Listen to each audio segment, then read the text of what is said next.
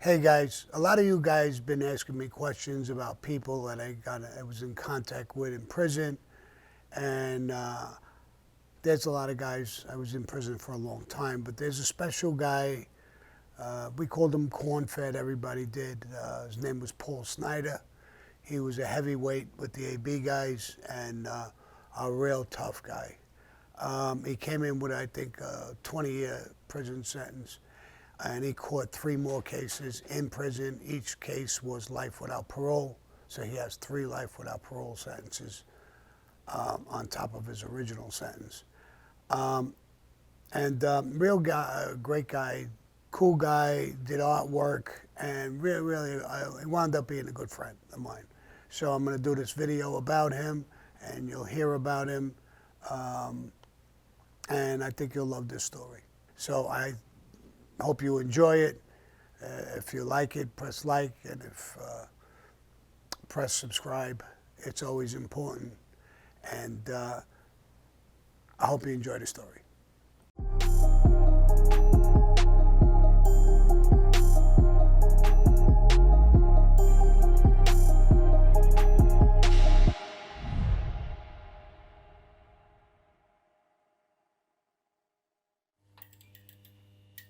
She was talking about Cornfed. I got some messages about him. He's a German guy, blonde hair, blue eyes, built like a 6'2", 6'3", built like a brick shit house, natural, you know, like a farmer, Cornfed. That's how he got his nickname.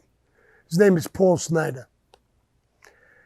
In ADX, he was in a cell next to me. And one day I hear him yelling, Sammy, blow the pipes out. Blow what pipes out? Put your toilet paper over the sink, blow the pipes out. So I look at the sink, it's got a little dick thing on the bottom with holes. This is where they drain.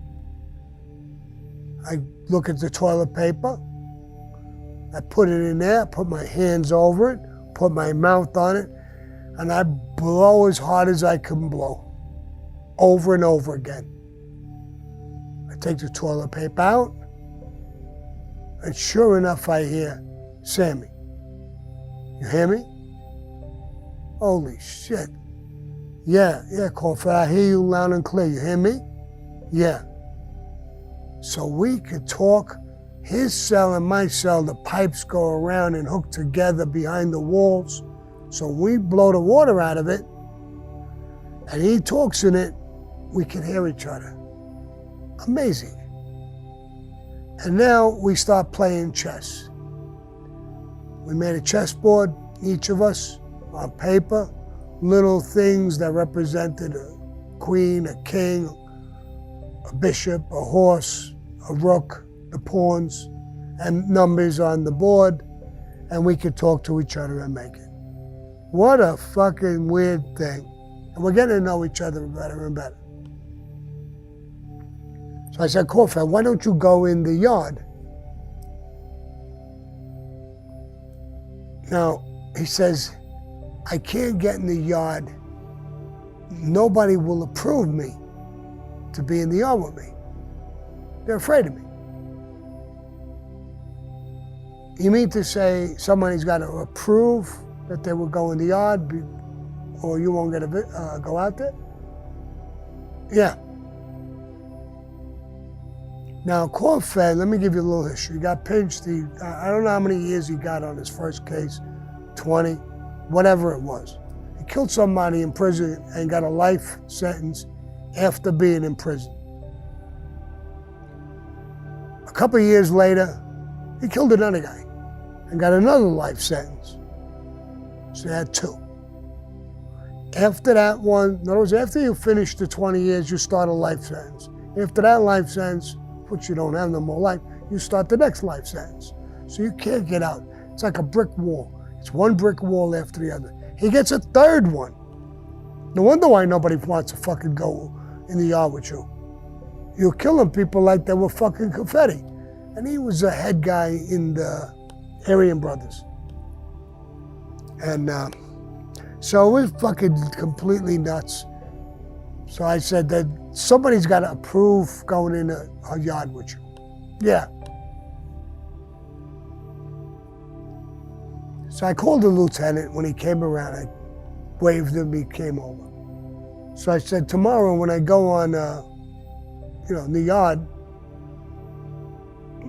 I wouldn't mind going in the yard with Cornfed. I use his real name, Paul Snyder. I wouldn't mind going in the yard with him. Are you sure? Yeah, I'm sure. You have to sign a release. All right, give me the release. So I signed the release, knowing that whatever, I know about his record, I know about him, and I'm not worried. I guess if something happens, my family can't sue. I signed the release. So the next day comes, or 2 days later, and we're gonna go out. And he goes out before me. He goes out, it's nice, sunny, beautiful day. He goes in, takes off his shirt, and he's in the yard, whatever, doing some push-ups, whatever he's doing. Now it's my turn, I come out, put my hands backwards like I'm cuffed up through there, so they take the cuffs off me and everything off me. And I'm looking up while they're taking my cuffs off, and I'm looking at him. My God, it looks like a fucking Adonis. He's fucking humongous to me. I'm a little guy. I mean, I'm looking at him, I'm saying to myself, did I do the right fucking thing? I think this fucking monster, and my monster, I don't mean a monster in a bad way, he was a handsome man.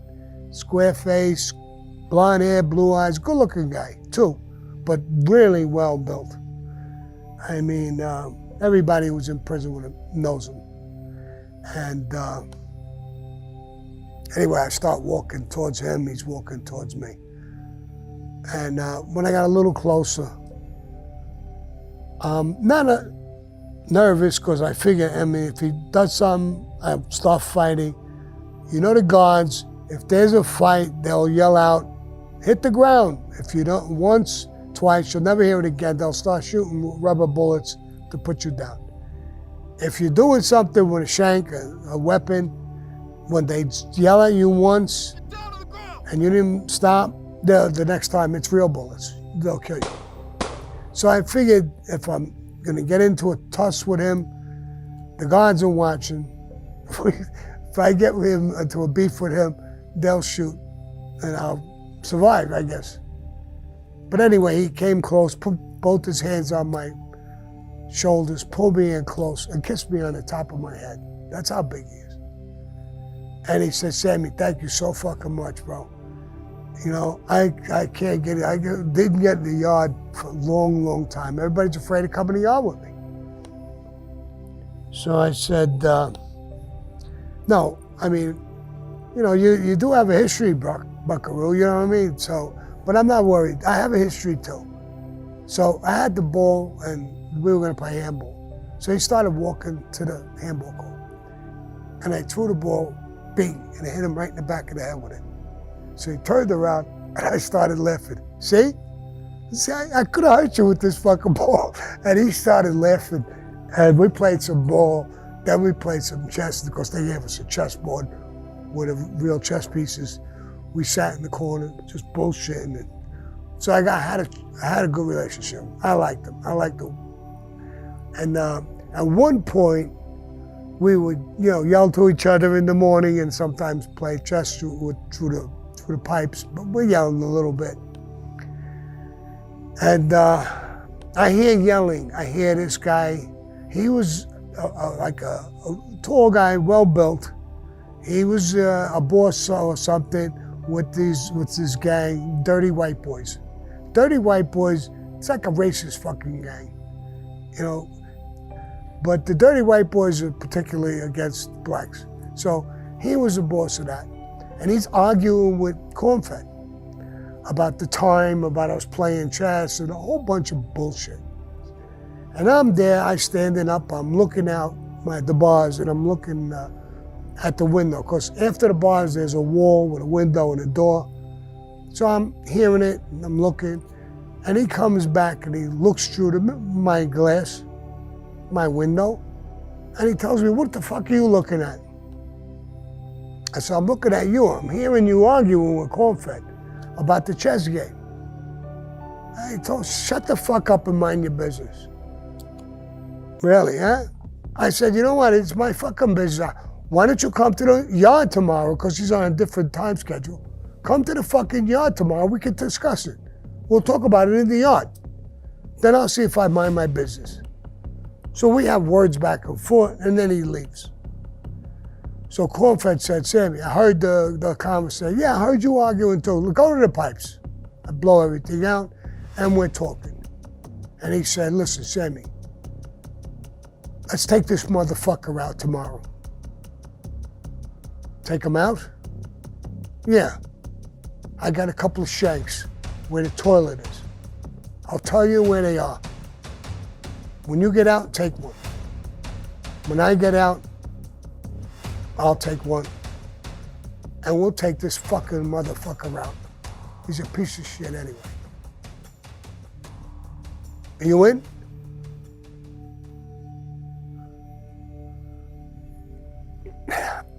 I could possibly get out of prison. If I do this, I'm gonna get a life without parole. I might even get shot.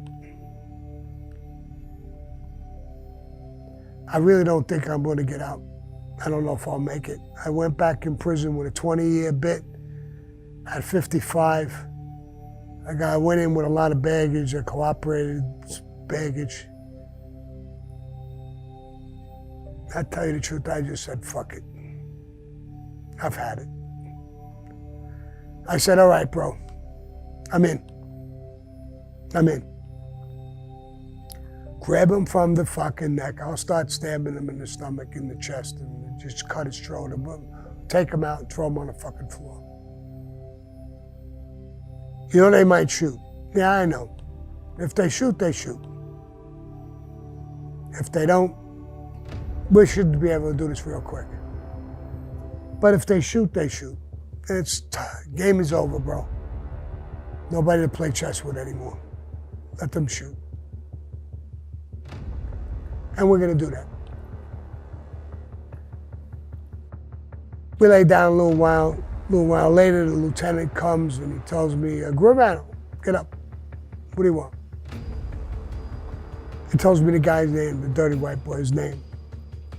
He said, there's a threat against him from you and Paul Snyder. Not that I know of.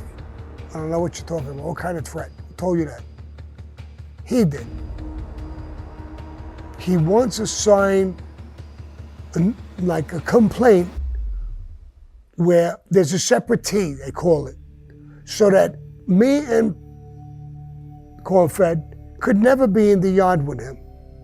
This fucking bitch, right after that argument, he ran to the lieutenant and put in this whole thing. So I said, listen, I don't know nothing about it. I don't know nothing about an argument, and I don't know anything about any kind of threat. But if he don't want to be in the yard with us, that's fine. That's fine. I don't really care where he wants to go. You know, we like him. I mean, I think he would be fine with us. You know, Cornfed, I'm screaming. He said, all right, calm down. He said, I'm gonna go talk to Cornfed too. So the guy talked, then me and Cornfed back on the fucking horn, we blow it out. He said, this fucking bitch, he says, he knew we were gonna, the way he was yelling at us, he knew we were gonna strike.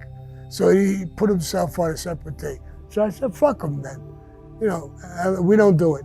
Thank God, because I did get out of prison. Thank God. God was watching that he did this fucking jerk. Because I would have did it, never got out.